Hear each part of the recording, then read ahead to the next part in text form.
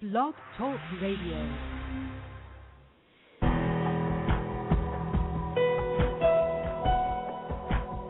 Welcome to our program on Kardec Radio.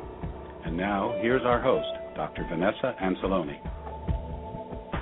Welcome, dear listener, to Kardec Radio. We're back, and we're happy to be back.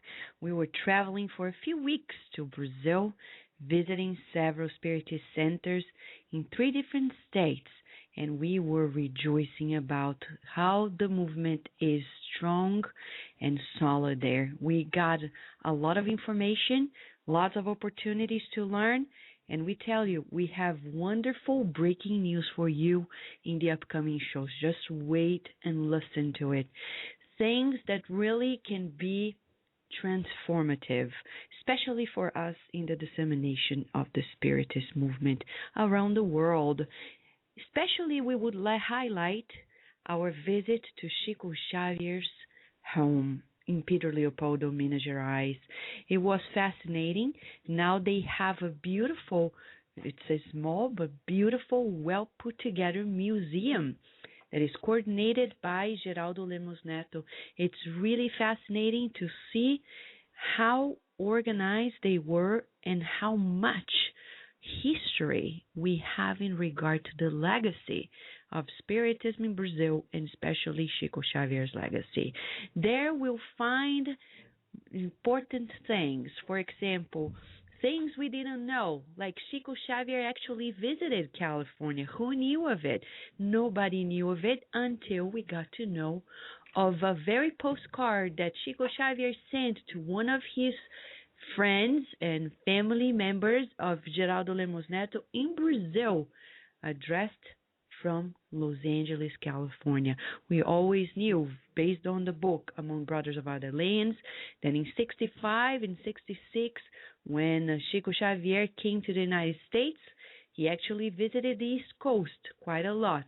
Maryland, Washington, D.C., North Carolina, New York, but who knew he actually went to the West?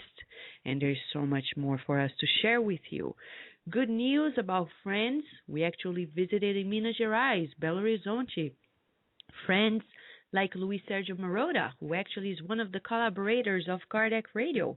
And his group, the group that has been putting together a very important segment, Pod Saber. It's in Portuguese, of course, because it's for the Portuguese-speaking community in Brazil, but we had an opportunity to talk to them, to do recordings together, and actually one of the most exciting recordings we participated was in Chico Xavier's home when Carlos and I and other friends were there witnessing the very testimonials of friends of Chico Xavier.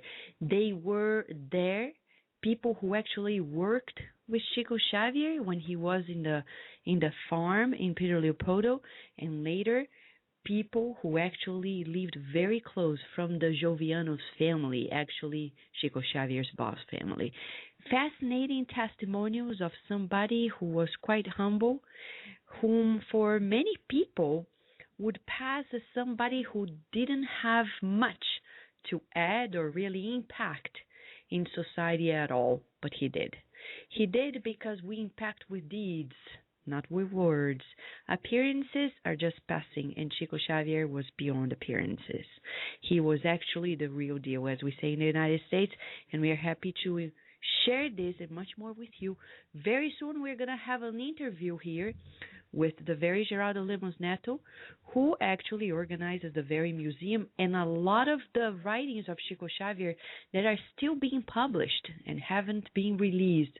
Amongst them, a very unprecedented letter from Chico Xavier in English, telling us about the movement in the United States and much more. I know you're curious about it, but don't worry, we're putting it all together for you. Very soon, it will be all here at Kardec Radio and the Spiritist magazine as well. As you know, the Spiritist magazine has a very new issue that came up very soon, dedicated to many important topics, but most of all to understanding about one of the genius in the spirit realm, Victor Hugo, the the literature genius that now is back through the Spiritist literature, through the writings and the psychography of the medium Divaldo Franco.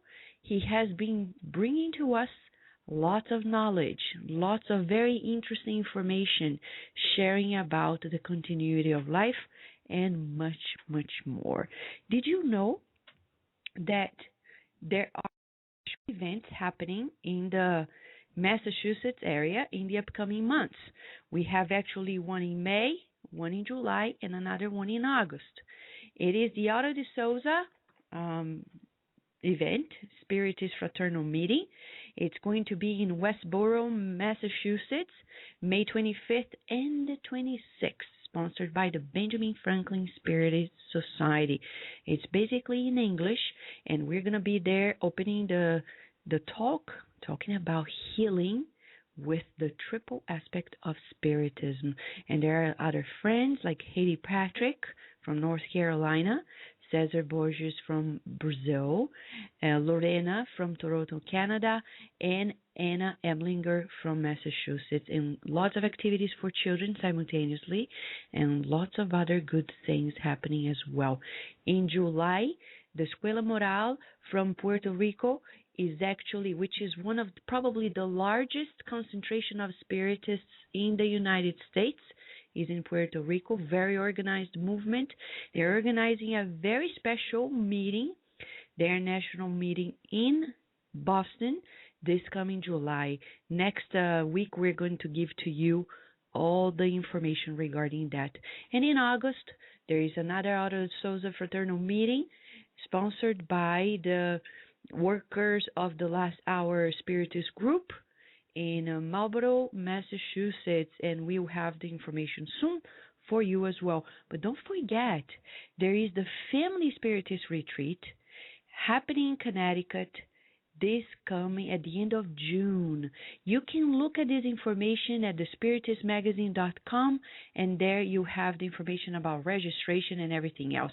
Lots of good things happening around the United States and the world. By the way, at this very moment, as we speak, the British Union of Spiritist Societies are sponsoring their national meeting.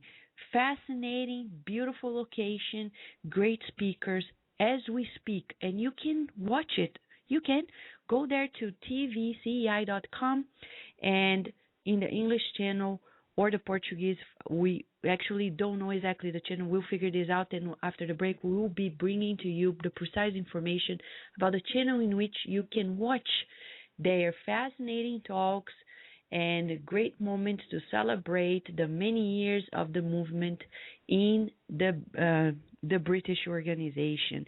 There is much to share. It's all about Spiritism spreading its good news around the world. That's all that it is. And Kirsten DeMello has just provided to us the channel 9 at tvcei.com. You can figure out how to listen and watch the beautiful talks of the British Union of Spiritist Society event. Very, very interesting. You see, nowadays, if people tell us that we lack resources in English, it's not true. We have so much resources. Even the Spiritist literature in English, it's so broad nowadays that we would take many meetings to really study all the books that are already in English. There is so much already to do. There is no excuse whatsoever not to do our activities in English if we are in the United States or in an English-speaking country. Right now, dear listener, we're going to dedicate this program to Mother's Day.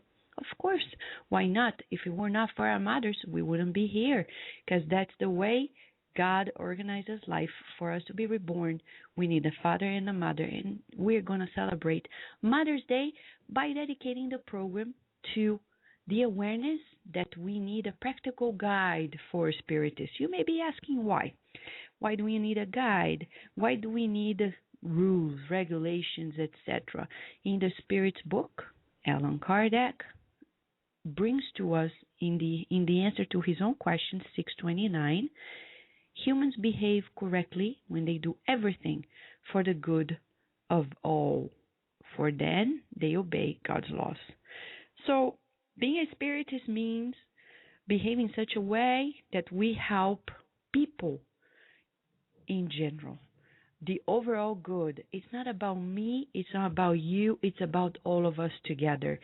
So ego really dissolves and things become much easier. We're going to discuss this and much, much more based on a book that came quite recent to the public in English version, a practical guide for the Spiritist, handbook on personal conduct, a book written by the Spanish Spiritist Miguel Vives and translated by Edgar Crispo. And to help us break down the great teachings from this book, we have here with us at Kardec Radio, Yvonne Limoges.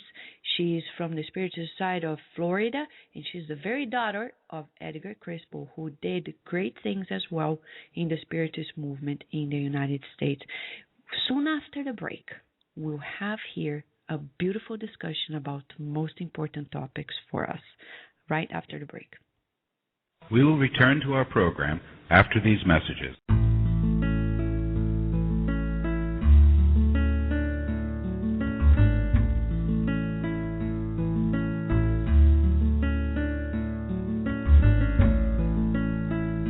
Keep emotional control under all circumstances. An unbalanced nervous system means an unbalanced life. If difficulties threaten your balance, utilize prayer. Prayer is effective medicine for all the illnesses of the soul.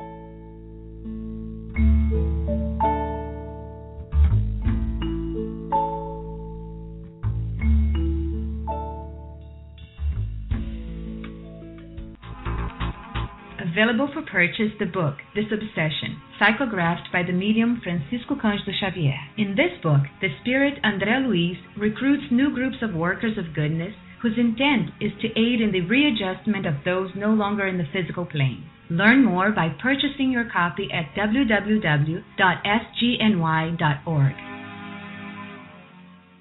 Kardec Radio, live every Saturday at 11 a.m. Nourish your soul with Kardec Radio.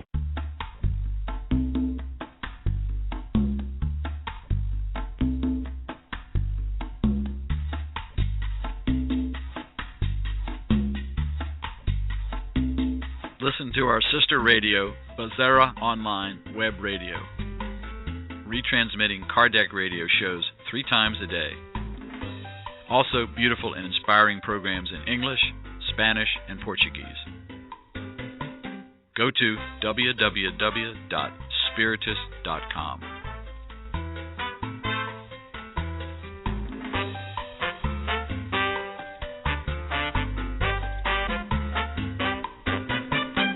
And now we return to our program. Dear listener, we are here to discuss about a practical guide for the Spiritist. And you may be asking, why do we need it?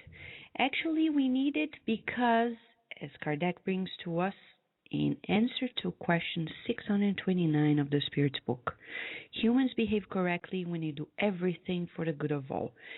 Science, especially neuroscience, very recently, it was actually last month, published a very breakthrough information for us, telling us that people make the mistakes not because they have a broken nervous system or an injured nervous system, but because they lack the correct information to make proper decisions.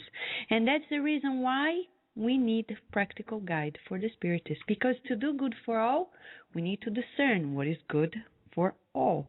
And to know what's good for all, we need guidance. We are not born knowing by nature, at least we don't recall, as the Spirits say, in the very chapter of the Spirit's book that talks about the divine and natural laws. We need to know more about it, and to know more about it, we have books such as the Spiritist Conduct, which is being translated to English, but still in Portuguese, a book that was written by André Luiz through the medium Valdo Vieira, and it talks about the Spiritist conduct through different things in life. And as the mentor of Chico Xavier says, Emmanuel, in the preface in 1960, he says, when we embrace Spiritism, we are asked at each step guidance for our best attitude in life. Thinking of it, André Luiz traced guidelines that constitute a real pathway of conduct. In this book, he says, we won't find fancy pages with presumption to teach directions of good behavior, but a simple set of reminders for personal use as we walk our pathway in our experience and we form our philosophical pathway. And he reminds us of Jesus saying that those who follow him really should follow him, and in that regard, those who follow Jesus will not be in darkness. There is much, much more to know. While we don't have this book in English, we have a fascinating one by Miguel Vives, which was translated by Edgar Crespo, and is here for us to help us guide our path, a practical guide for the Spiritists, and to help us understand more about the ins and outs of it. We have here with us our dear Yvonne Limoges, who is actually Edgar Crespo's daughter and the president of the Spiritist Society of Florida. Thank you, Yvonne, for being with us at Kardec Radio today. Yes, and nice to talk to you, Vanessa, and I'm honored to be on the show. Thank you, Yvonne.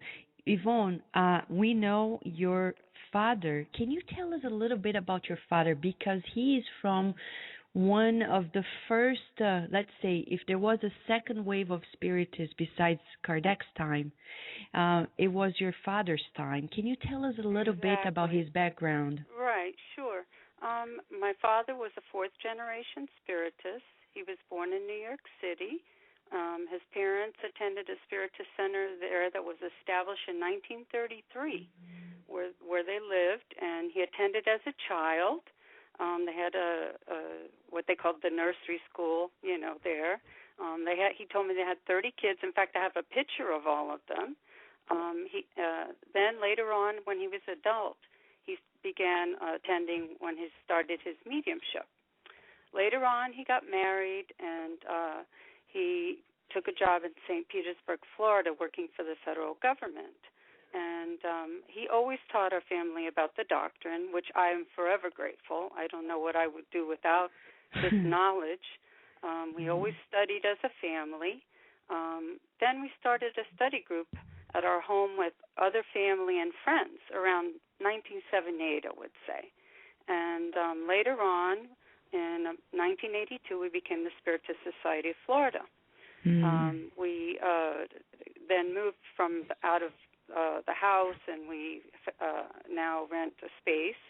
My dad, throughout the years, he wrote and translated many articles because, as you know, that has been the big thing back at that time. There was hardly anything in English. When I first read the Spiritist book, it was the only one that was in English, was the Spirit's book, and the rest were in Spanish. So that's how I read the books, where it was in Spanish originally. My dad gave lectures at Spiritist centers and around here, spiritualist and metaphysical churches here in St. Petersburg and other places too. Janet Duncan and my father corresponded many times. Janet visited our Spiritist center. He visited hers. He first translated into English the book Memoirs of Father Germain for the first time into English. Amalia Domingo Soler she wrote about 8 books. This was a Spiritist classic. It was first published in 2006. It was in the form of a novel. It is a series of spirit communications that was taken down by Amalia. It's very inspirational. A lot of the young people absolutely love it because of the way that because of the novel form of it. Exactly. Then he translated the Miguel Vives book, again for the first time now in English, and that was published in 2007. And then my father disincarnated in 2008. And so our society has been continuing nonstop. This year will be 31 years. Wow. Congratulations. That's great. Thank you. So what is his descendancy? His family came from another country? No, my dad's parents were born in Puerto Rico, and my grandfather was born in Cabo Rojo, Puerto Rico, and his family was there for many generations. And then originally they came from Spain and from Italy to Venezuela, and then to Puerto Rico as teachers. My great-grandfather was Secretary of the Court in Cabo Rojo, and my great-great-grandfather, Juan Ramon Crespo, founded a Spiritist center that was established in 1903, Amor al Bien, Love of Goodness, which is still in existence to this day. You know, it's interesting. The reason why I'm asking is because recently when we were in Cuba for the International Spiritist meeting, Divaldo, in one of his talks, he was quite clear to everybody that actually the Spiritist movement in the United States, in a second wave, past Kardec's time, came due to the efforts of, and this is Castro's era, very pre-Castro's era. It was like when Cuban friends actually disseminated this news to people in Puerto Rico and then Florida. He's very familiar with everybody. We would go down. I remember driving with him all the time down to Miami. He knew Mr. Paez. I don't know if you're familiar. I think his daughter's down there. And we would go down there because they had that's where they had the books. So we could go get the books.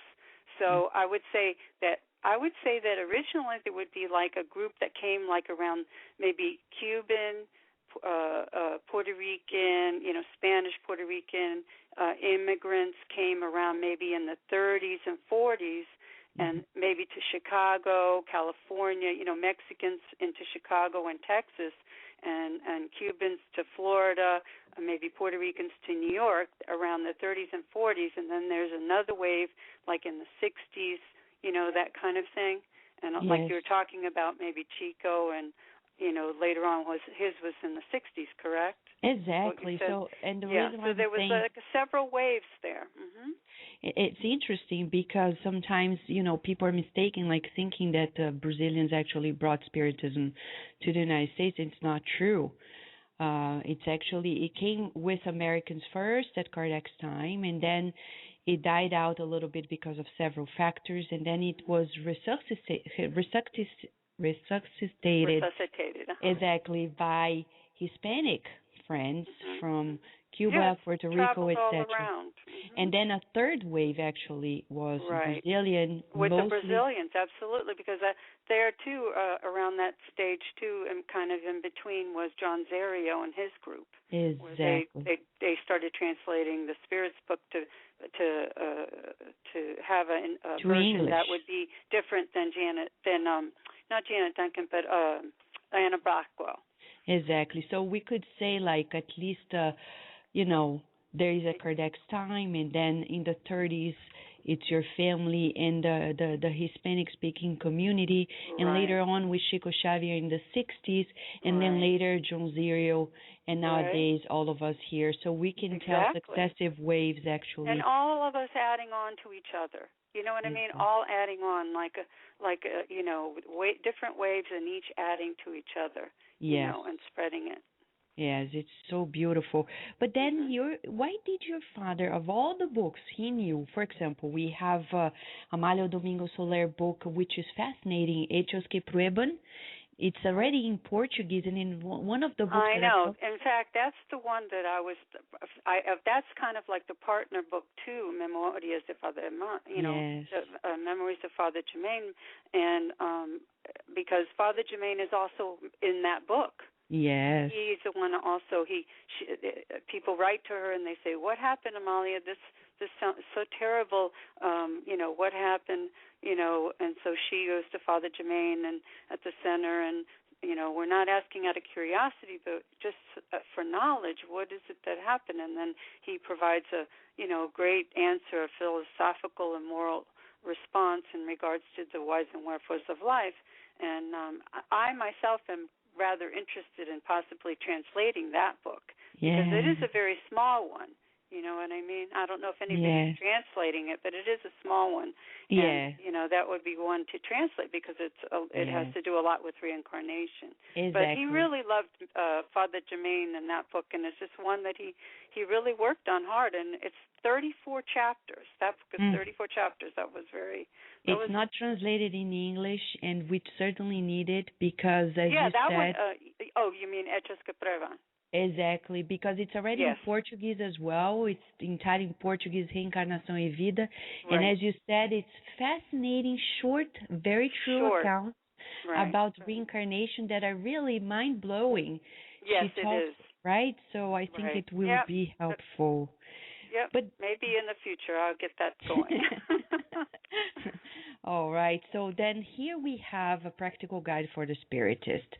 And we're grateful that your father translated it and you published it. Mm-hmm. And it was written by Miguel Vives. We know he was a Spanish Spiritist, but who was actually Miguel Vives? Miguel Vives, he was born in Barcelona, Spain, in 1842.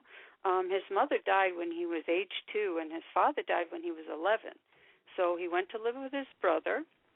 At 24, he was finally married, but another tragedy during the honeymoon, his wife died suddenly, which caused him to go into a very deep depression for 5 years. Luckily, he was able to live with his in-laws. His brother finally introduced him into Spiritism, and that is what saved him. Because then he knew the whys and wherefores of life, and that there's a reason for everything. And at that point, he devoted his life entirely to Spiritism. He did marry again to a person who was a Spiritist. They had a son. Again, his child that they had died at age 9, but they had Spiritism to sustain them. He was a medium and a great orator. He could speak wonderfully. And he established a Spiritist center called Human Fraternity, and he established also a great federation, a Spiritist journal, and he helped to organize the World Spiritist Congresses in Barcelona, Spain in 1888, and the one in Paris in 1889, and which Amalia Dominguez Soler also participated in. So he, and then, of course, he wrote this Practical Guide for Spiritists. There's also a small book where a person had collected some of his spirit communications, and I've translated. I believe it was in the last newsletter I put in 2 little ones that he had done, and he disincarnated in 1906. It's fascinating because when he compiles this book, you can tell that his heart is fully committed, very passionate about it. Yes. And we were like, because he begins by telling in the book that he's not a writer, but he's a medium, and he says, therefore, I can never have the presumption of writing anything that is good on my own. So he's very humble at the same time. Very humble person, very humble person. Why do you think he felt the need to write this book? Well, the book actually is only 61 pages. Yes. Which is so amazing because there is so much in it, so many pearls of wisdom, but only 61 pages, and he felt that this could be a very quick and easy reference guide instead of, with the books of Kardec, so many books, that somebody could, if they had a problem, they could easily just pick this up as an easy reference guide to find out what their moral responsibilities were according to the Spiritist doctrine, and also the moral teachings of Jesus, because really the morality that Jesus taught is the same as Spiritism. And it's interesting you're saying this because to the listener, we don't mean that he wanted to substitute Kardec. On the contrary, throughout the book, he has many references to Kardec. Absolutely, right? Absolutely, to the Gospel and also to Kardec. The Gospel in the Bible, you know what I mean, as far as the, what Jesus taught, and also to the Spiritist doctrine. Absolutely, it's a combination. But so simply put, such a humble and simple way. By the way, you said simply put, and it's interesting because it's the title of your segment at Brazil Online Web Radio, right? Exactly.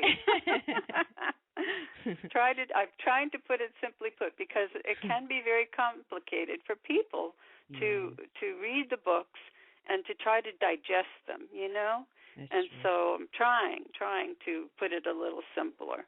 That's true. We need, because nowadays we're so fast-paced in life, and it's hard to, sometimes it's very complex, so we need to help break down. Yvonne, we're going to give a very short break, but when we come back, we'd like to hear from you about what you think are the main highlights of the book for the listener, Absolutely. Okay? Thank you. We will return to our program after these messages.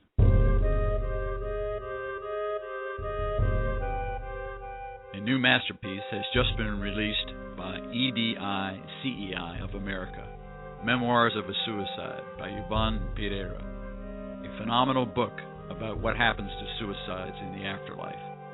Truly instructive, it brings greater hope that no one really dies or spends eternity in damnation. A true account of the mercy and providence of God. Buy your copy today at www.ediceiofamerica.com.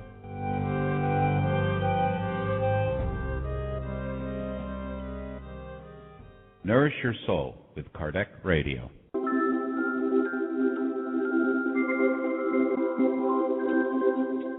Come for the beautiful event sponsored by the British Union of the Spiritist Societies.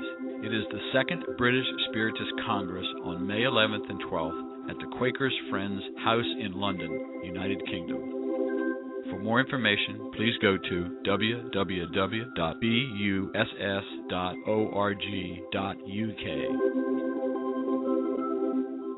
Nourish your soul with Kardec Radio.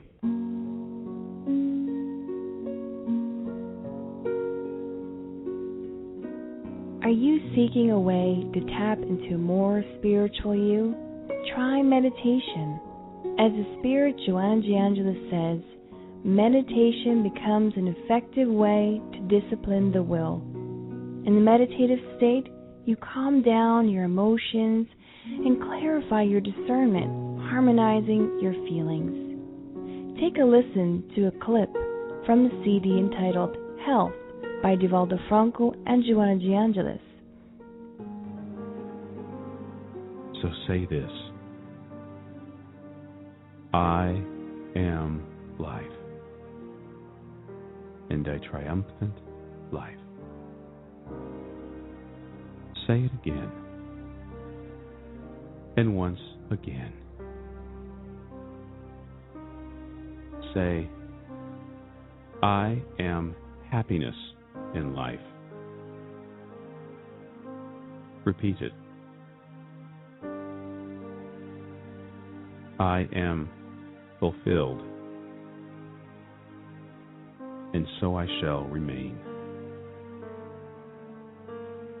Look at yourself. You are irradiating His light. Again, look at yourself. You are irradiating His light. Breathe it. Hold it. Breathe out. Say to yourself, nothing of a disturbing nature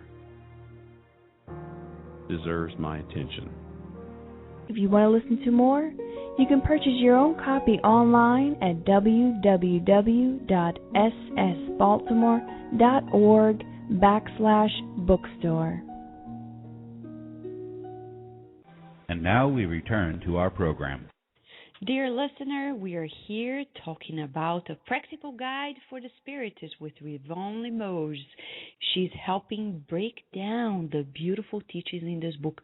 By the way, we want to remind you that Emmanuel, in another book, soon being titled Spiritist Conduct, he actually prefaced the book saying, "Whomever serves Spiritism must attend to its guidelines. Those who do so will not have either doubts or suffer in shadows." We want to answer Bernadette Leal's question when we're discussing about the waves of Spiritists in the United States. The first wave, Bernadette, was actually at Kardec's time.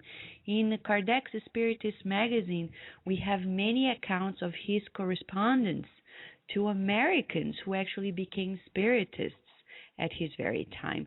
And it was quite interesting because in 2006, when we organized a Spiritist event in Lilydale, New York, a spiritualist city, where Divaldo Franco was there as well, we actually read a message that was published past Kardec's death, and now it's published in the Spiritist magazine through the Brazilian Spiritist Federation, a message from Kardec to Spiritists in the United States and in England. So at Kardec's time, there were Spiritist Americans here. Historical aspects actually explain, and religious ones as well, the reasons why the movement really almost dissolved, but not quite, because later on, in a second wave, our Puerto Rican, Cuban, Hispanic friends actually revived it. And a third wave was actually the Brazilian Spiritists who are still here since 65, when Chico Xavier came to the United States to do exactly this. His proposal at that trip was to disseminate Spiritism. We will have an unprecedented letter from Chico Xavier very soon, brought to you, one that he wrote in English, and will be brought to you both here at Kardec Radio and in the Spiritist magazine. You'll be fascinated about how Chico Xavier thought about the Spiritist movement and actually the guidance of the spirits at his time, talking about the importance of disseminating Spiritism in the United States. Right now, Yvonne, you talked so much about the passion and the healthy passion. When we talk about passion, right, we talk absolutely, about absolutely, yes. Miguel Vives in this book. What would be your main highlights for this very short but very powerful book for Spiritists? Well, I would say just going through the different sections, I can give you like just a quick highlight of each one where he talks about what he's saying is, when he discusses the book, is how we should act or deal with specific topics. One would be the Creator, where we should have love and adoration for him within our hearts, so that when we say or do anything, we could think about whether it would conform to the laws of the Creator. If we think about Jesus, that we should remember his acts as a model and consider his sufferings as a way to sustain ours. That how we should act among Spiritists, that we should have mutual respect and realize that we're all imperfect beings and each of us have our own responsibilities and duties. And also with Spiritist centers, that we should attract the superior spirits by our good moral conduct and practices. And in regards to how we should act before humanity, that we should understand that we're not, that if we are going to say that we are Spiritists, that everyone's going to be looking at us because of what we teach, and that if we are not acting properly, then that, that's going to be something they're going to notice right away, okay? And also how we should act with our families. I mean, if we should act good with other people, even more so with our own families, and also that we understand that sometimes with members of our family, children, parents, whatever, that if there are problems, that there's a just cause for why we are together. okay? And in regards to ourselves, that we should be severe with our own conduct, and that we should know that famous saying, know thyself. And in regards to dealing with pain and suffering, that we know that that earth life is very short, and that we should accept material life as a course in tests and trials. In regards to the temptations of life, that true happiness is truly not really here on earth, and that we need to pray for spiritual protection so that we can fulfill our obligations in life, to do no wrong and to be as good as we can. Miguel Vivas in this chapter speaks of spirit influences, and as I said, he's sincerely passionate and deals with each topic in a simple manner, and he comes to the point about it, and that's what makes it so easy to read. So easy, for example, so the listener can have a grasp of it. He says in the very chapter about temptation, nowadays the world, Yvonne, as you know, is filled with, let's say, distractions, in other words. Absolutely. Right? And he talks about it, saying, the spirit that is tempting us does not always just incite wrongful desires and thoughts based on our comprehension, but at times a spirit may penetrate within us, even into our conscience, wherein that spirit makes us feel desires that appear to us to be necessary for us to satisfy. So he explains the ins and outs of what we call in Spiritism obsession. In very practical ways, right? And this is page 44. Kirsten Mello is helping us, reminding us about the ins and outs. It's page 44 of the book, and this is chapter 9. And he is very straightforward, as you said, very invitational. But then he has specific chapters which may be tailored to Spiritists. And this is, for example, when he says, the conduct of Spiritists before other Spiritists. Exactly. So what would be the ideal conduct, as Miguel Vivas puts it out there? I think for that we need to be, set an example.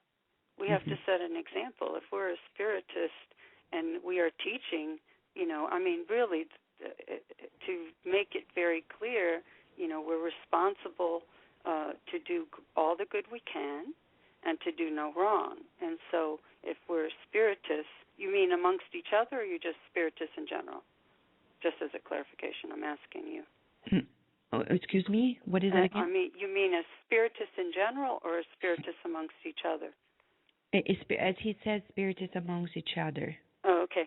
Well, that none one of us is any better than another, that we are students of the doctrine, and that each of us here on this earth is here to learn, and that we should be humble, tolerant, and respectful. Like I said, no one is perfect. And Vivas also talks about how to be delicate and prudent dealing with any issues of discord that it may arise within, for example, a center.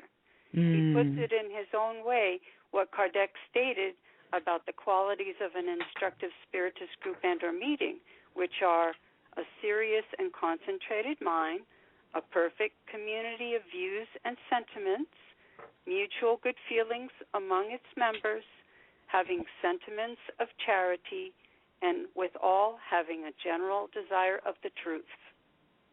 And I think that is in concordance. It's in accordance with, what Kardec said and what Vivas is trying to say, as far as how Spiritists attack with each other. Exactly, and as you're saying, it's natural that people may have different opinions, but fraternity, as he says, solidarity among Spiritists, knowing that sometimes, because we're not perfect, we may not have, the ideal conduct, but with each other's help and support and fraternity. So we should never, Yvonne, as he says here, quoting Kardec as well, we shall never give in to feelings of animosity towards each other, right? Right, absolutely. We should hear each other out and try to come to, compromises and, In fact, he gives a very good example in there, which we probably don't have time to read it all, but a very good example when two people come to him and one said, well, this person said this, and he says, well, this person said that, and he says, okay, well, go back and read, what your responsibilities are, and then you come and decide who was the wrong. Mm-hmm. Exactly. And specifically for Spiritist centers, there is a beautiful, I think this is one of the most precious guidelines he gives, if I may say this way. Chapter 8, how should Spiritist centers be? Because the reason why, exactly, he says Spiritist centers should be as cathedrals for the spirit of truth, because if they do not have this spirit of light at their centers, they will instead be subject to the influence of spirits in error. Right. So what I would say that if the directors, presidents, or members of Spiritist centers, by their right moral conduct and their proper practices regarding the Spiritist doctrine, attract spirits that are morally and intellectually superior, who then will assist them, Vivas says they can be cathedrals for the spirit of truth. Otherwise, the center could be adversely affected by inferior spirits, which can cause lack of progress due to disruption and discord. Who is the spirit of truth? Then influence, and then like attracts like, and then there's, influence, from leading possibly to obsession, But who is the spirit of truth that he's highlighting here? Just so we're not aware. There's a note that my father wrote, because he changes it around a couple times. Sometimes the spirit of truth has been said that would be Jesus, but then my dad did put a note in here, I believe in that chapter, meaning superior, very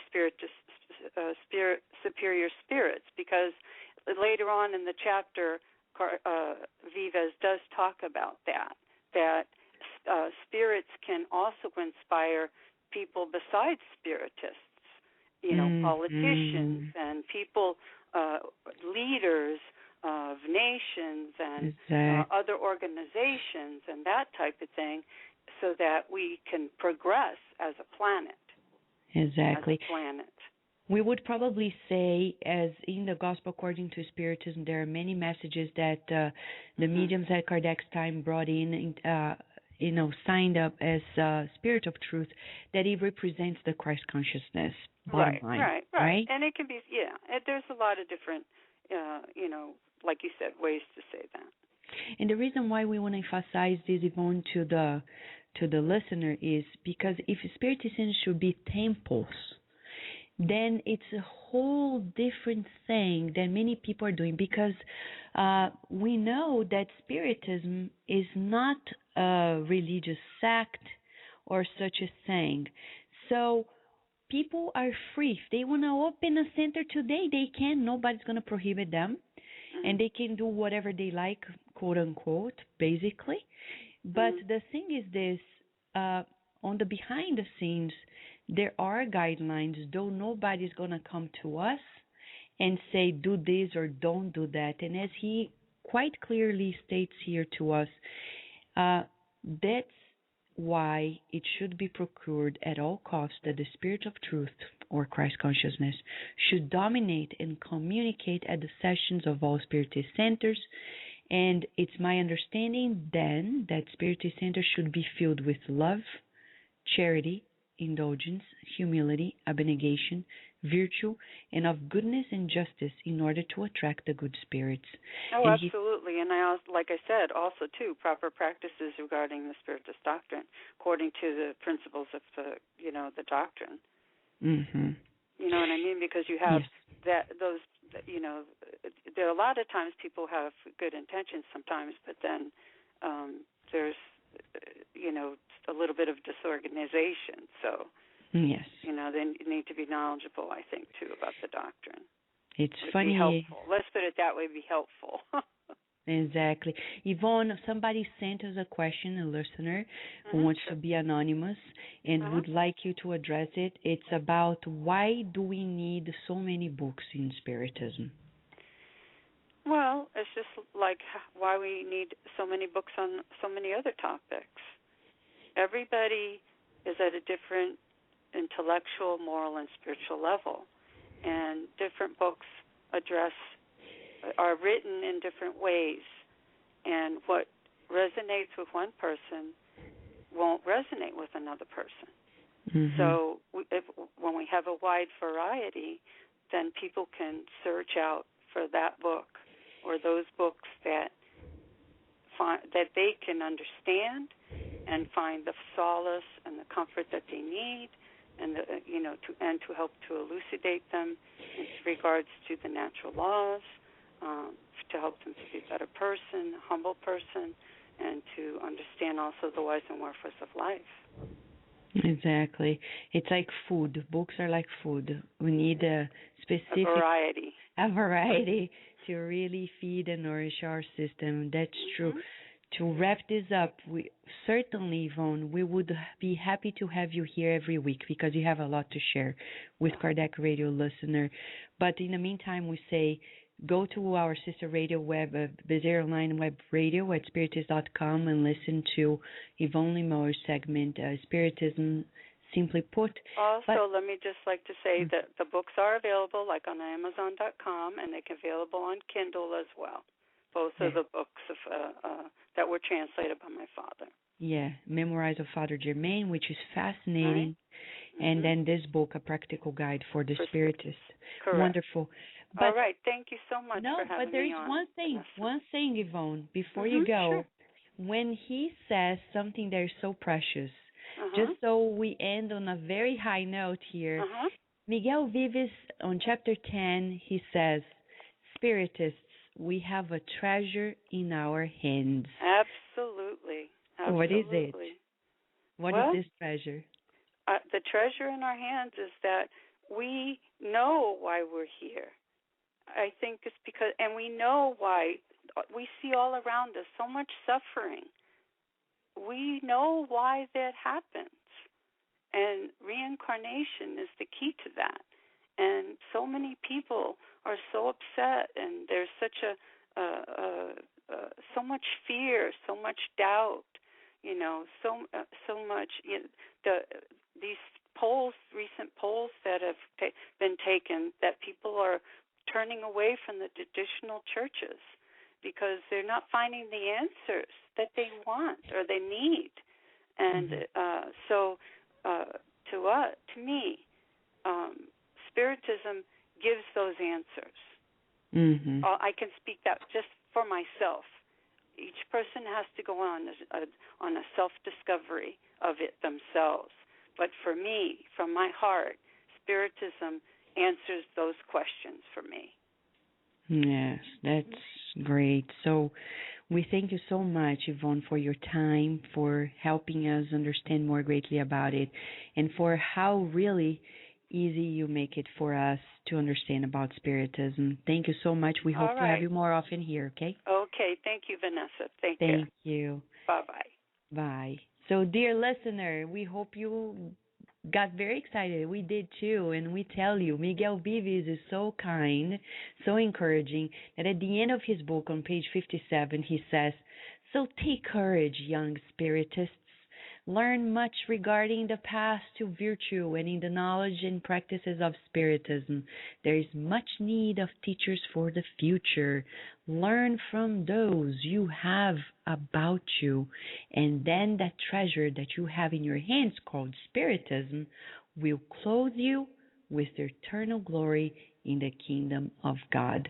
This is a fascinating short book, A Practical Guide for the Spiritist, a handbook on personal conduct, written by Miguel Vives, translated by Edgar Crespo.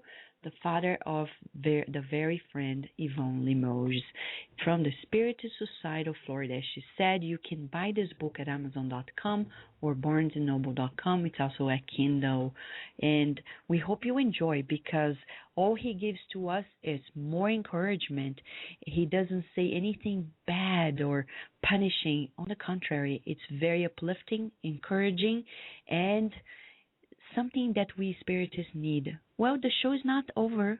We're just halfway through, because we have great work done by Kardec Radio's team. James Morota is here. He's going to talk about how we deal with our problems. Then we have John DeRosa with Steve Shepard telling us about question and answer 59, which is actually Kardec's dissertation on Adam and Eve on Earth from the Spirit's book. And then we have Kirsten DeMello dedicating a whole segment to celebrating Mother's Day, and at the very end, Spiritism and the Gospel by Luis Sergio Marotta. But before all of this, right after this very break, we're going to answer a question that was sent to us by Kardec Radio listeners about a previous show we had on mediumship, about how Spiritism deals with money and how we deal with the publishing of books regarding money, etc. It was a question sent to us by George Cow, a very smart question, and we really need to address it right after this break. We will return to our program after these messages. Would you like to liberate yourself from your life struggles or to find inner balance? The Inner Journey CD has 3 beautiful visualizations that will help you bring harmony to your life. As Joanna DeAngeli tells us to, live in a way that you leave enlightening footprints in your pathway as if they were stars pointing out the pathway to happiness. To find this CD, go to the bookstore on the Spiritist Society of Baltimore webpage, www.ssbaltimore.org. That is www.ssbaltimore.org,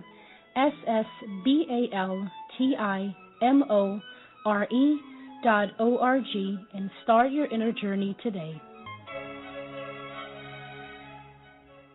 Nourish Your Soul with Kardec Radio.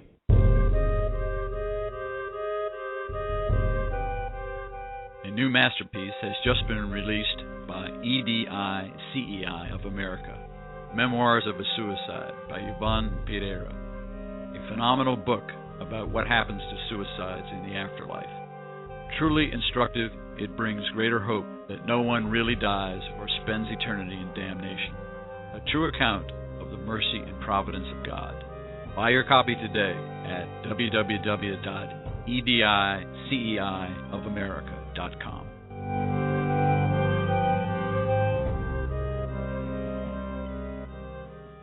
Nourish Your Soul with Kardec Radio.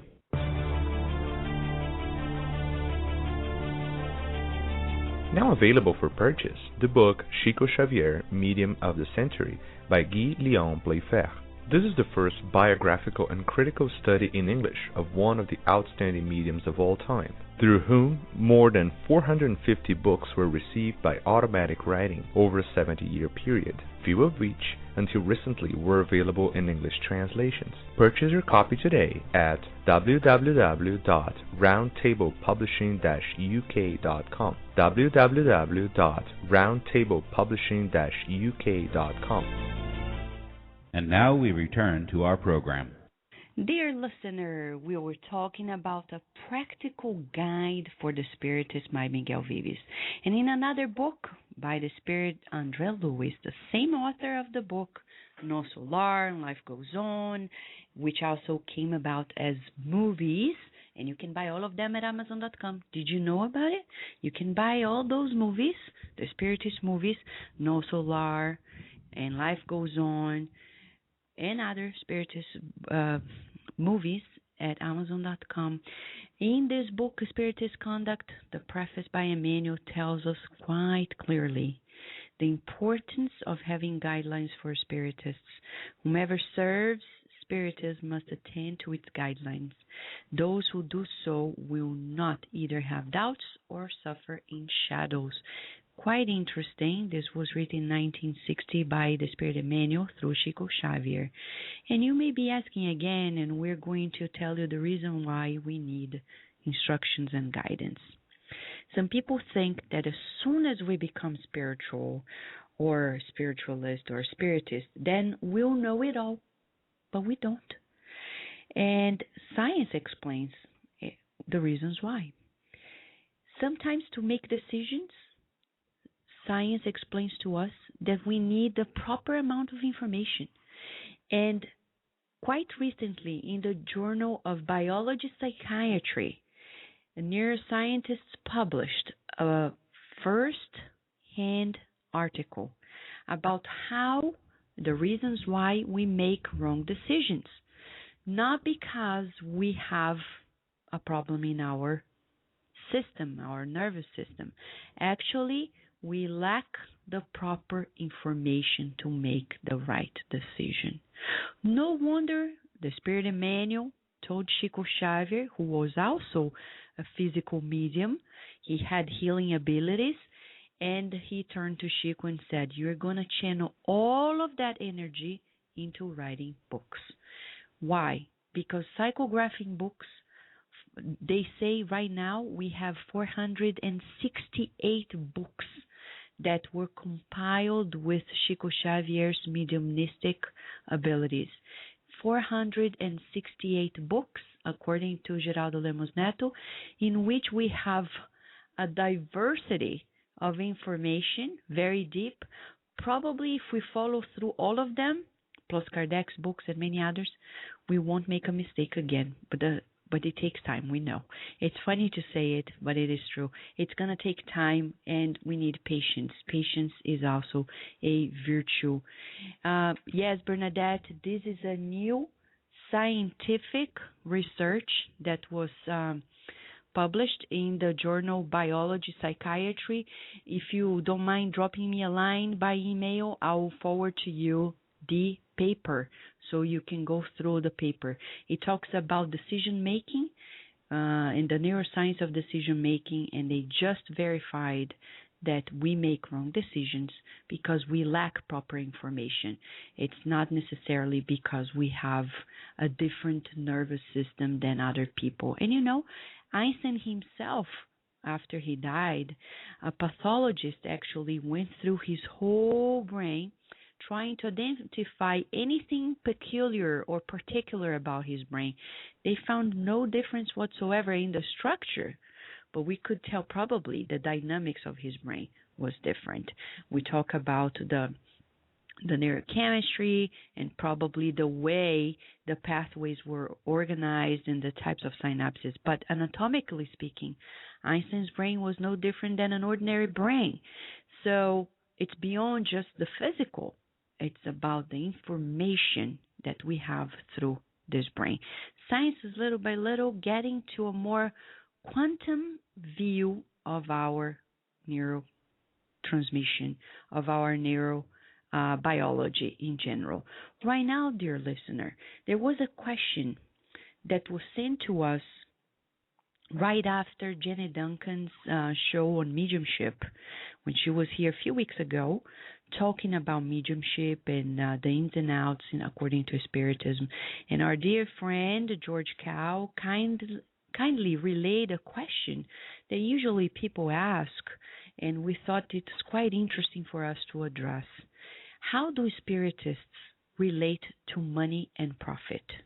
What is the right view? For example, when books are channeled, they still cost money to print, but how much money should be charged? Should channeled literature be free online? I know this is a very tricky subject, but it gets to the fears that we all have about physical security and our desire for physical comfort, and the mainstream society around us praises profit and says, of course, it's okay to make money so you can live a comfortable life. Thank you so much, George, for relaying this question that is quite, mainstream in many minds. So there is a book by Emmanuel, and we apologize because this is not in English yet, but we hope if people help, we are going to get it all in English very soon. It's a very short book entitled Money, in Portuguese, Dinheiro. Believe it or not, Emmanuel wrote a book through Chico Xavier entitled Money or Dinheiro.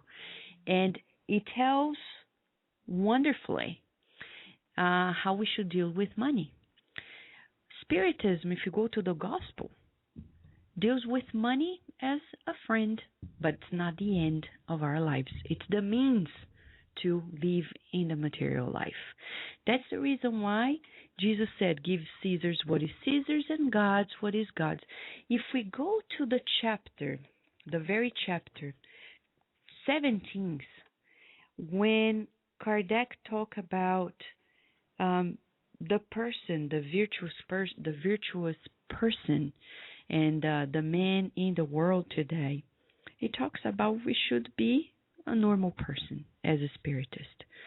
Go to our jobs, earn money, pay our bills, buy our homes, and, take care of our needs. The problem goes when this becomes center stage in our life. Yes, people praise us for having much money, but they really don't know what they are doing. So in regards to Spiritism, we shall never stop working to make a life of channeled or psychographed books. Never, ever. We're going to have a program at Kardec Radio this June with Dr. Mastro Leo from Texas, when he's going to tell us at Kardec Radio about an article he wrote for the Spiritist magazine entitled Free Mediumship, a risky paid mediumship, a risky business. He's going to discuss the whole article here with us. If you want, you can read it free online at spiritistmagazine.com. And that's pretty much how it goes. The books that are mediumistically written in Spiritism, they are dedicated usually to foundations, the copyrights, and no money goes to its mediums at all. That's how Spiritism sees it. And the as you see, for example, the cost of these books. For example, if you buy today a Spirit book at Odyssey of America, you're going to buy it for $9. $9 really, seriously, is a bargain. For a book that contains 1,019 questions and answers, it probably doesn't even pay for the costs.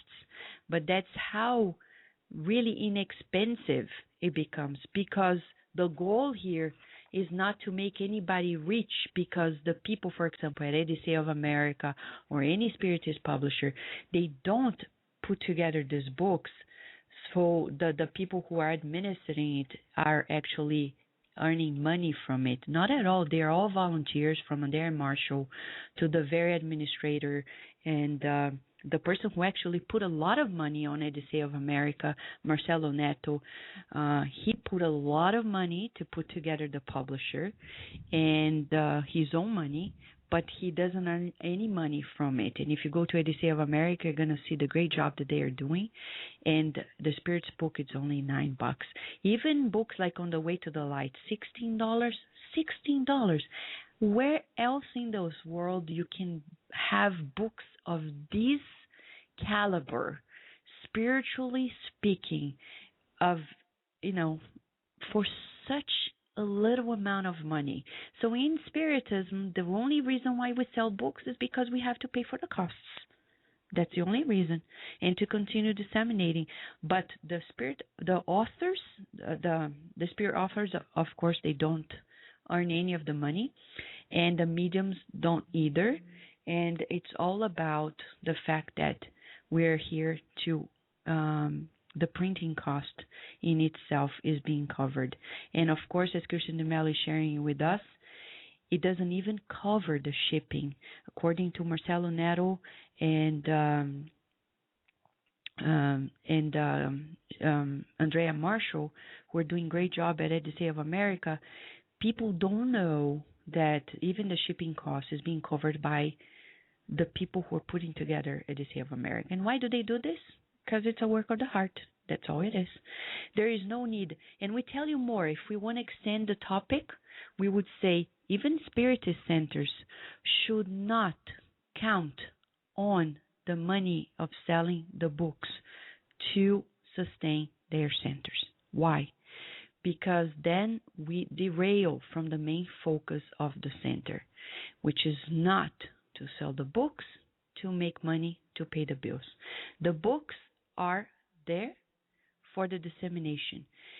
So no Spiritist organization should actually count on the profit of any of these books to actually continue its work. We shall make it in such a way like Kardec, Chico Xavier, Divaldo Franco, and others. Keep on this pathway without depending on the material needs. I know it's challenging. I'll tell you, George, it's not simple. That's probably one of the reasons why many people don't want to engage in this work, because it's a lot of egoless work, selflessness, and a lot of renunciation and sacrifice. For now, we want to share with you that there is this book entitled Money in the Chico Xavier's psychographic literature that tells the ins and outs of how Spiritism deals with money. For the time being, we would like to share with the listener that chapter 16 of the Gospel According to Spiritism talks about the providential usefulness of riches. There, Spiritism does not in any way says that it's bad to be rich. Not at all. If you read chapter 16, item 6, and 7, you're going to see how Spiritism, and 11 and 13 as well, how Spiritism sees the use of riches in this world. It's useful, it's the means to good things, but not the end. Right now, how about if we open the line for the people at Kardec Radio's team who beautifully addressed other issues for us that are very important for our souls and our lives. At the very end, we have a special prayer for our mothers, without whom we wouldn't be here. Now we hope you enjoy beautiful segments from James Marotta to Steve Shepard and John DeRosa, Kirsten DeMello, Luis Sergio Marotta, and others. Enjoy this, and we'll be at the end with you with a beautiful prayer for our mothers.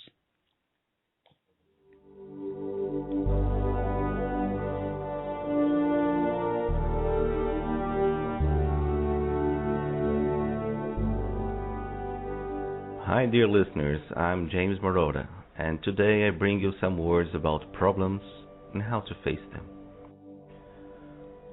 One thing is guaranteed in this life. Although most of us don't like problems, they come.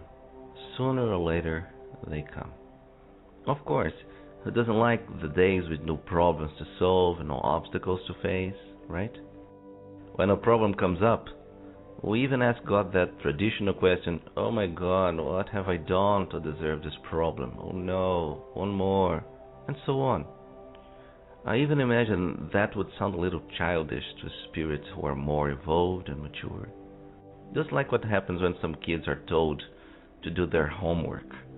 I'm sure you know what I'm talking about.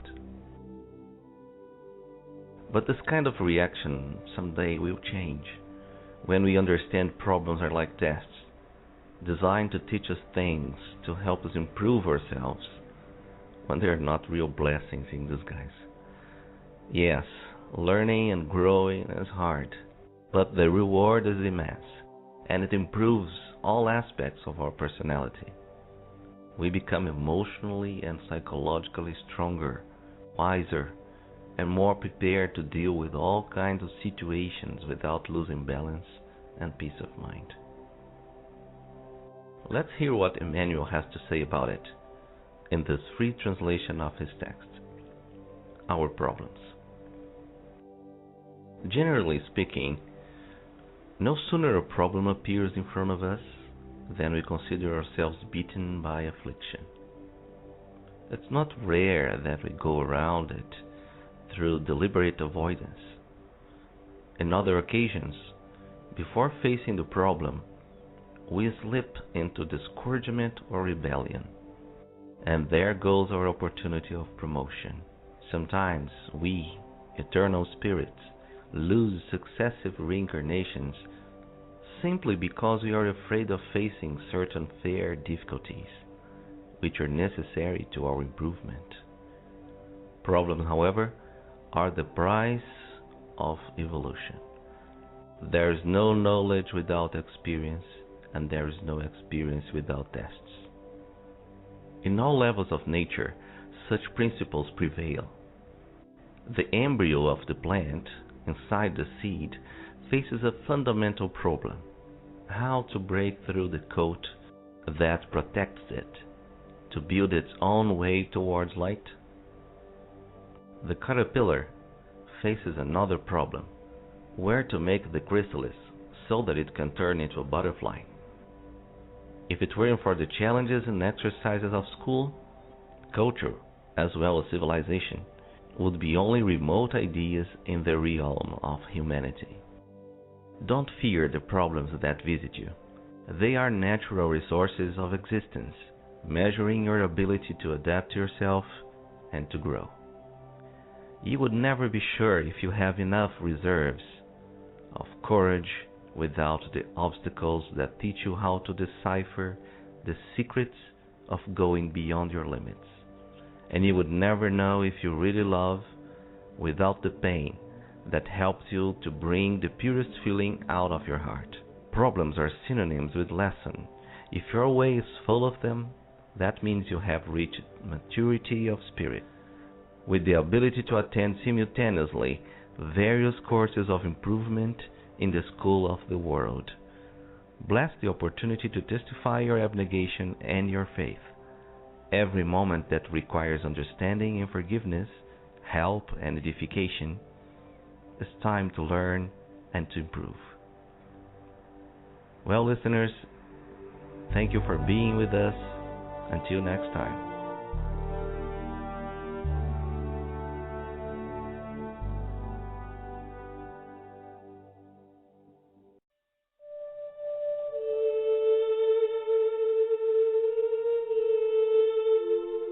The following partial recording was taken from the Spirit's book by Allan Kardec. Biblical Considerations, an Account Concerning the Creation. Number 59. Cultures have held widely different ideas about creation, according to their degree of understanding. With the support of science, reason has recognized the improbability of some of these theories. However, the one given by the spirits confirms the opinion long acknowledged by more enlightened individuals. The objection to such a theory is that it seems to contradict the sacred text, but a serious examination will lead to the realization that this contradiction is more apparent than real, and that it results from the way an allegorical meaning is interpreted. The issue of the first man, personified in Adam as being the exclusive progenitor of humankind, is not the only religious belief that has had to be modified. At one time, the movement of the earth around the sun appeared so contrary to the scriptures that all kinds of persecutions were carried out under such a pretext. Nevertheless, the earth continued to move despite the anathemas, and no one today would dispute it without insulting reason itself.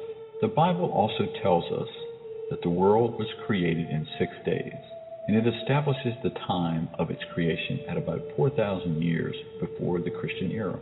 Before then, the earth did not exist at all. It was created out of nothing. The Bible is a solemn text, yet physical, exorable science has proven the contrary. Earth's formation is indelibly written in the fossil record, and it has been proven that the 6 days of creation represent successive periods, each lasting perhaps many hundreds of thousands of years. This is not a theory, a doctrine, or an isolated opinion. It is a fact as solid as the movement of the earth around the sun, a fact that theology can no longer refuse to accept, and it demonstrates the error that one can fall into by attributing literal truth to often figurative language. Should we thus conclude that the Bible is an error? No, rather people err in the way they interpret it. In excavating Earth's archives, science has discovered the order in which different living beings have appeared on its surface, and this order is in agreement with the one indicated in Genesis. The difference, however, is that instead of having issued miraculously from the hand of God in only a few hours, the work of creation did indeed occur according to God's will, but through the laws of natural forces over millions of years. But does that make God any less great and powerful?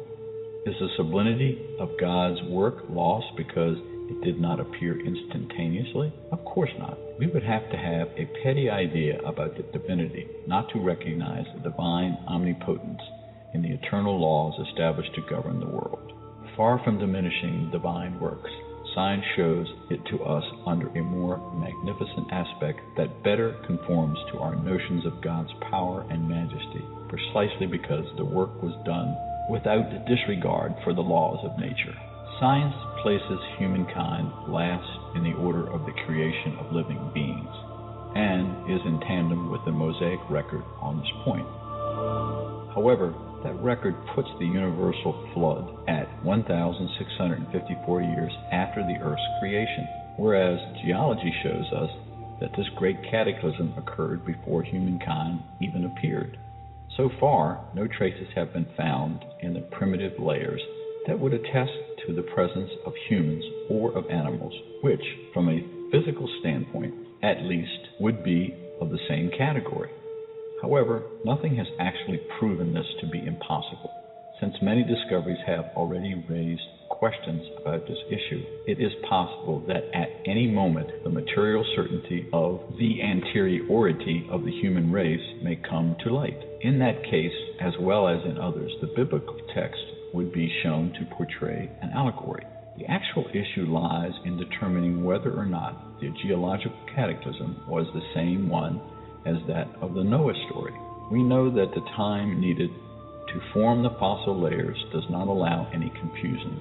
Therefore, as soon as any vestiges of human existence prior to the great catastrophe are found, it will be proven either that Adam was not the first man, or that his creation has been lost in the night of time. There is no arguing against fact, and it would have to be accepted in the same way as the movement of the earth and the 6 days of creation. The existence of the human race prior to the geological flood is no doubt still hypothetical, but consider the following. Affirming that humans first appeared upon the earth 4,000 years BC, and if all of them except for a single family were wiped out 1,650 years later, then the entire current population of the earth must have originated from the time of Noah, that is, 2,350 years BC. However, when the Hebrews migrated to Egypt in the 18th century BC, they found a densely populated and highly civilized land. History also shows that at the same time India and many other lands were flourishing as well, and this fact does not take into account the chronological tables of certain cultures that go back even farther. Thus, it would have been necessary for the descendants of a single individual's family to have populated from the 24th to the 18th century, that is, 600 years, all the vast regions that have been known about at that time, supposing that others had not been populated. It would also have been necessary for the human race during this brief period to have evolved from its primitive state of total ignorance to the highest degree of intellectual development. Both suppositions are in contradiction to all anthropological laws. Human race diversity supports this contradiction. Climate and customs undoubtedly produce modifications in the physical characteristics, but these modifications can only be carried so far, and physiological examinations prove the existence among some races of constitutional differences more profound than could be produced by climate alone. The crossing of races produces intermediary types and tends to erase extreme characteristics. It does not produce these characteristics, however, it only creates varieties. Thus, for the crossing of races to have occurred, it would be necessary for there to have been distinct races in the first place. But how could there have been distinct races if they all came from one ancestor, and especially in such a short time? How could anyone believe that in only a few centuries a few descendants of Noah had been transformed to the point of producing the Ethiopian race, for example?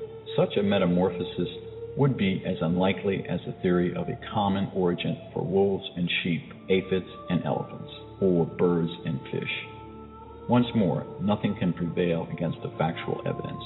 On the other hand, everything can be explained if we admit that humans existed prior to the time commonly assigned to their appearance, that their origins were diverse, that Adam, who lived 6,000 years ago, populated an uninhabited region, that Noah's flood was a localized catastrophe rather than a great geological cataclysm, and finally, that we take into account the allegorical form characteristic of the Oriental style, which can be found in all the sacred books of every culture. That is why it is prudent not to lightly accuse as erroneous those doctrines which, like so many others, could someday enjoy a retraction from individuals who currently oppose them. Rather than being lost, religious ideas become even greater when they march in step with science. This is the only way to keep from being vulnerable to skepticism.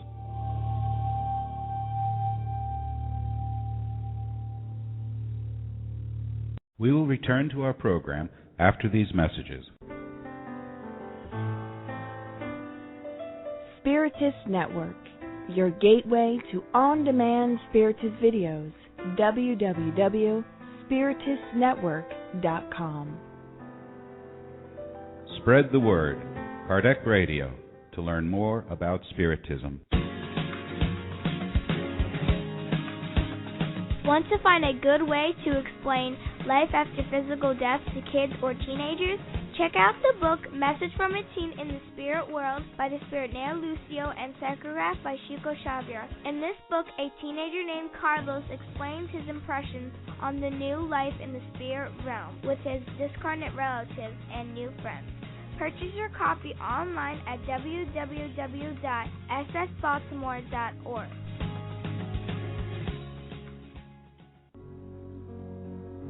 The Spiritist magazine is a trimestral, digital periodical that publishes the latest news on the Spiritist thought and the movement in the USA and worldwide. Subscribe now at www.spiritistmagazine.com.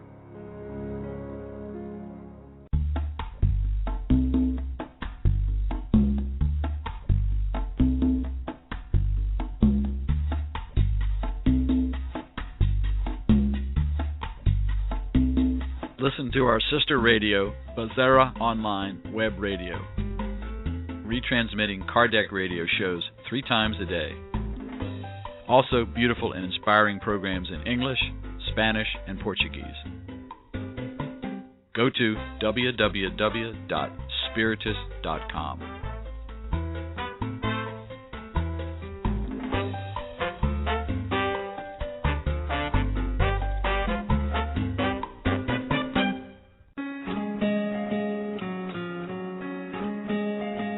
In the book, A Primer on Being Good by the Spirit May, psychographed by the medium Chico Xavier, explains in simple language appropriate for children 2 paths in life, the path of good or the path of evil. God has granted us the freedom to choose either one. Purchase your copy online at www.ssbaltimore.org. Now we return to our program.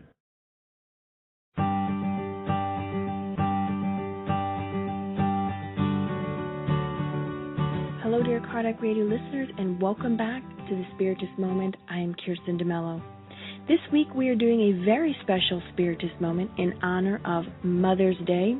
Although, with that being said, we have to say that Mother's Day is not a day that should just be celebrated on one Sunday a year, as we learn in the Gospel according to Spiritism and from our great Governor Jesus that we should honor our mother and father all the days of our lives. And since we are immortal beings, that means forever, really. Something for us to reflect about. We are going to discuss a little bit from the Spirit's book as well as from a book that is entitled Boa Nova. It is not yet in English, but if it were to be in English, it would be entitled something like The Good News or Good News. It is a book that was psychographed by Francisco Cândido Xavier by the Spirit Humberto de Campos. If you're not familiar with the medium Francisco Cândido Xavier, he is the same medium who psychographed the books Nosso Lar and Life Goes On, Action and Reaction, etc., etc. Let us go to the Spirit's book. Question 385, the answer more specifically, and we quote, "The Spirits tell us that the love of a mother for her child is reputed to be the greatest love that one being may have for another." End quote.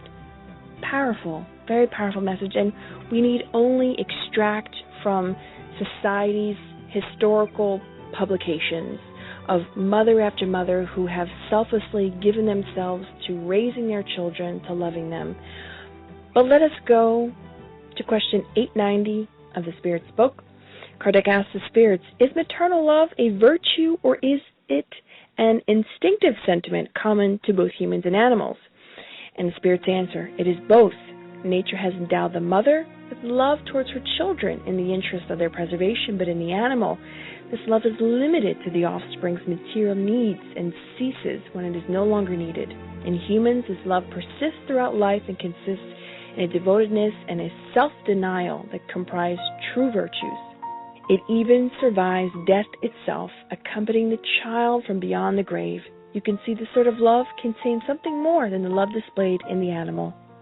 So, dear friends, we can see that when a mother's love is closer to that of being more of a sublimated love, because we know, according to the book Existential Conflicts by the Spirit Joanna de Angelis, so psychographed by Divaldo P. Franco, she tells us that love, when it is closer to the instinctual animal-like love, it's very basic in its nature. But when it's more sublimated, we see this selflessness. So depending on our level of evolution, we may have more of a sublimated sentiment or not so sublimated sentiment. But we are all beings on this road to progress. But let us share a brief story that truly exemplifies what the Spirits are telling us. In the book, Action and Reaction, Chapter 4, it is entitled Some Newly Discarnates. In one particular section of the book, Andrea Luis shares with us a scene where newly discarnates are brought to the colony Mansell Paz, and they are greeted what he calls sort of like inside of an atrium, or like what would be analogous to a train station, where all the new discarnates are being brought by a caravan to be met by friends, nurses, and loved ones who have been waiting for them. One particular woman, and like a lot of them who are kind of mentally unstable, one of them mistakes Assistant Silas as a priest. She begins this confession, and she starts talking about her mother. And she says that she was a horrible daughter, that her mother used to be a famous actress who stepped down for the limelight to selflessly raise her with all of her love and her kindness. The daughter grew up, became an adult, and got married herself, except when the daughter inherited her dowry, this large sum of money that her father had given her when she had gotten married. She basically kicked the mother out of the home, wanted nothing any more to do with the mother, was ashamed of their poor past, and even in front of her new husband, in order to make herself look good, she even turned in front of her mother and in front of her new husband and denied that mother as even being her biological mother, saying that she actually stole her when she was a baby. And the mother, in the midst of all this, after all those years of selflessly caring for her daughter, is treated in this manner. And the way the mother reacts, she just looks at her with pain in her eyes and tears and simply walks away. And what's interesting is as the daughter, who's newly discarnated, is being assisted by a woman, unbeknownst to her, actually is her mother. She is so distraught in her own guilt, she's unable to see that now that she's discarnated, her mother still loves her and is caring for her. And the Assistant Silas teaches us and shares with us that when a victim has a degree of understanding and of forgiveness, they are able to go back and help their tormentors to this road of progress and renewal. Beautiful, and also shows the love of a mother. And in the book, The Good News, by Francisco Cândido Xavier, the medium, by the spirit Humberto de Campos. In the last chapter, chapter 30 of the book, it's entitled Maria. It is the moment when Jesus is dying on the cross at Calvary, and Maria, Mother Mary, our dear beloved Mother Mary, looks at her son and says, my son, my son. And he looks at his mother in her eyes and points to John, one of his disciples, and says, Mother, here is your son. Son, here is your mother, as we paraphrase. It's a beautiful scene the particular spirit Humberto de Campos depicts for us. But he explains to us the reasoning behind why Jesus said that, not just as a comfort measure for Mother Mary, so now that Jesus is dying, Mother Mary could be looked after, but also Jesus knew that his words would be etched in humanity for all time. So it was a lesson for all of us about this universal family, that although we may have biological children, we should love all children as if they were our own. Ideally, that is the goal. Although we may not be able to come to that habit overnight, it is something to be worked at. That we should work towards this, loving our brothers and our sisters, no matter who they are. So on this Mother's Day, we have a proposal. Love not only your own children, but the children of other mothers, the abandoned children, the forgotten ones. Let us continue to pray for one another, that we open our hearts and our minds to this universal love across the board for all of us.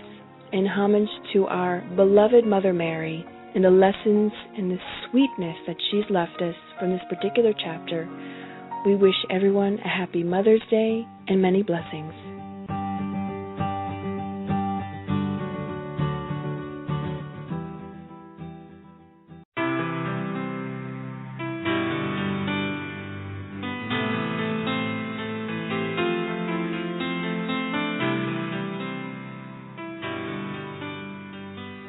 Well, dear listener, this chapter, the chapter 2 of the Gospel according to Spiritism, is surely a key chapter in Spiritism and the Gospel itself, because it is about our lives going on after death. As Kardec puts it in different words, believing in the continuation of our lives even after our bodies have found an end is the basis of Christianity.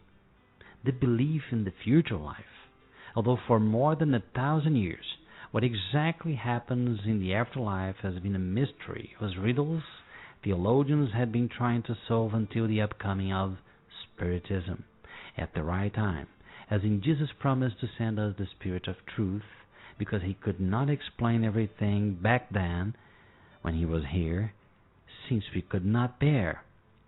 Well, Spiritism has not come, as we have already said, to make you change your religion, but it came with a rational approach to scientific, spiritual, and religious needs, since with the rational help that has come from the high spirits, plus the ethically guided mediumship, we can now understand much better what Jesus meant when he says this or that in the Holy Book. But back to the issue of the immortality of the soul, dear listener, we'd like to call your attention to one aspect of spiritualism and materialism. We'll show it to you in the shape of a dialogue, so it's easier to follow. Listen, a student is having a possible conversation with a professor at a university somewhere in the world.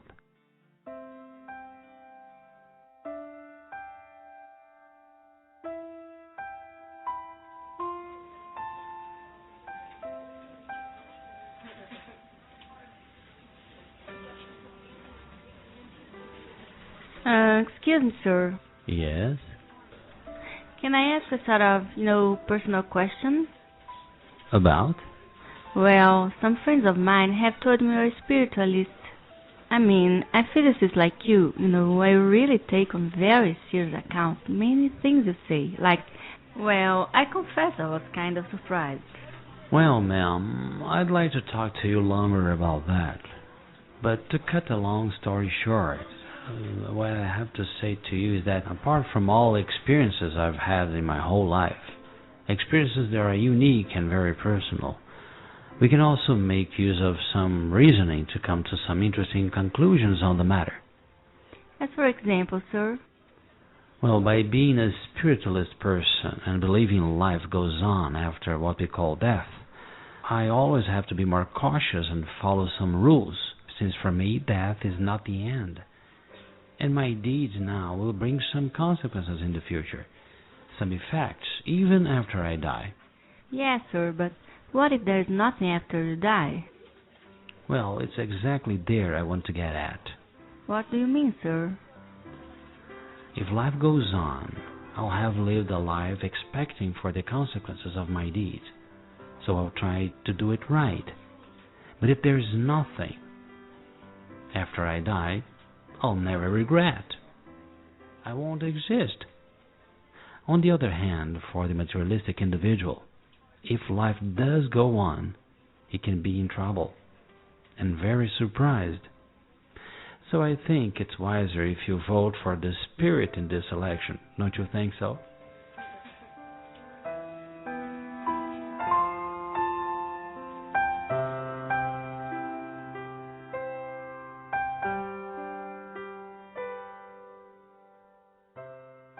Well, my friend, immortality of the soul is not only a theory, but also something that is in all cultures, in all civilizations. And now, with the Spiritism, it upgrades the sense of logic, understanding, far from the mystical approach only. Take your time and think it over. Thank you so much.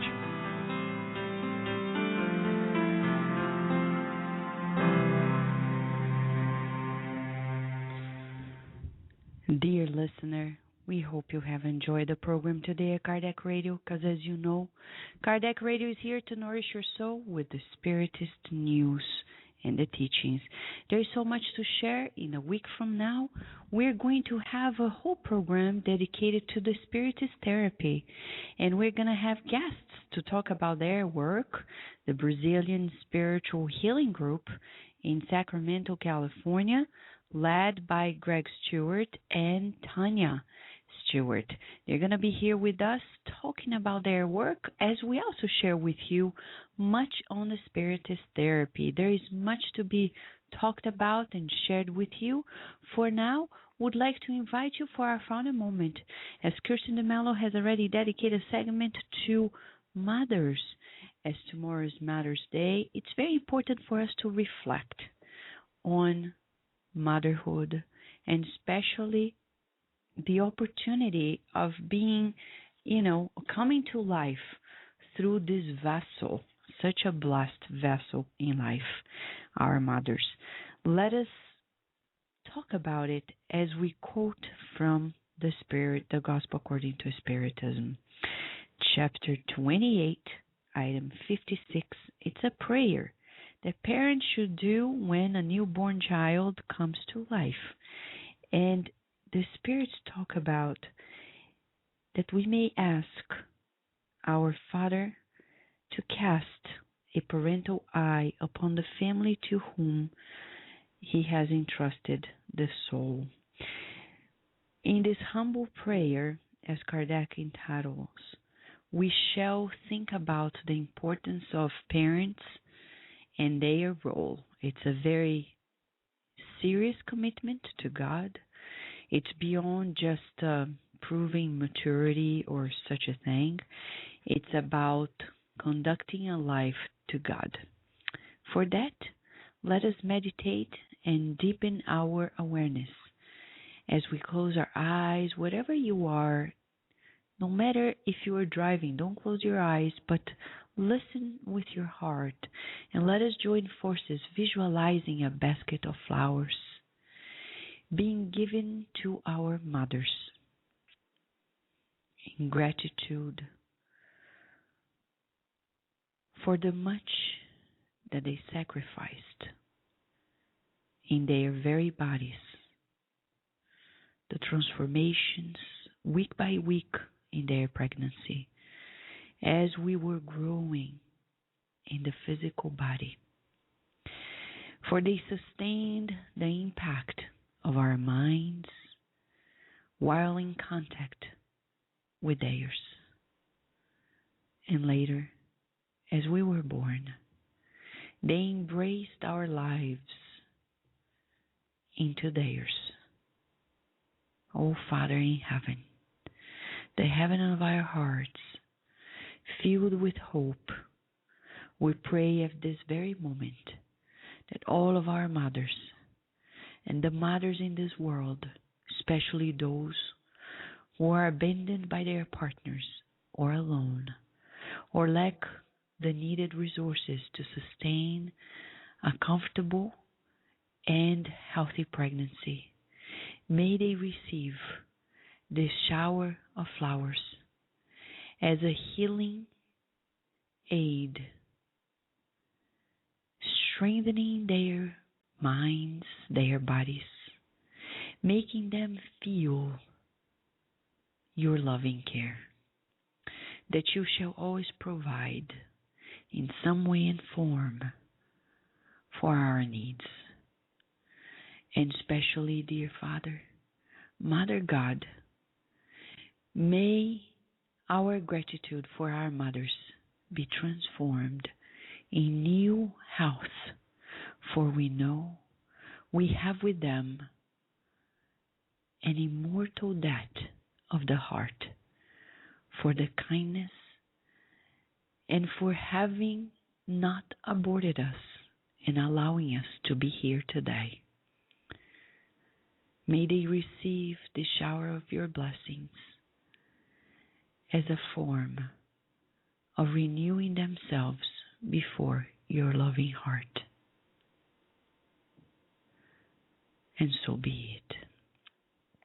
Dear listener, next week again we say we're going to dedicate a whole program to the Spiritist therapy, and we're going to be here with our friends Tanya and Greg Stewart from Sacramento, California. They're going to also talk about their work in the Brazilian Spiritual Healing Group, and we have much more to share with you. After all, Kardec Radio is here to nourish your soul. We wish you lots of blessings during this week and always.